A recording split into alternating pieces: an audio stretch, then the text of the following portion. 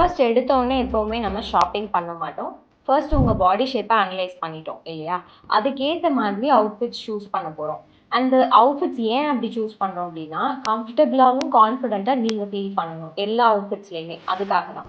Next எந்த ஏரியாஸ்லாம் நம்ம டீஎம்பசைஸ் அண்ட் எம்பசைஸ் பண்ணணும்னு டிசைட் பண்ணிட்டோம். இப்போது we are going to set a style goal. இந்த ஸ்டைல் கோலை பேஸ் பண்ணி நான் உங்களுக்கு ஒரு ஷாப்பிங் லிஸ்ட்டை க்யூரேட் பண்ணி தரேன்.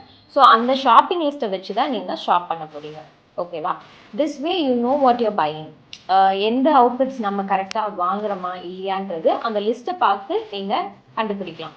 தென் இது மூலமாக you're also saving money and time. இது எல்லாமே நம்ம ஃபாலோ பண்ணுறதுனால வார்ட்ரோப்பில் இருக்கிற எல்லா அவுட்ஃபிட்ஸுமே உங்களுக்கு எடுத்த உடனே எப்படி ஸ்டைல் பண்ணணும்னு தெரியும். எடுத்து வேர் பண்ணால் யூ ஃபீல் கான்ஃபிடென்ட் அப்படின்னு உங்களுக்கே ஒரு மைண்ட் செட் வந்துடும்.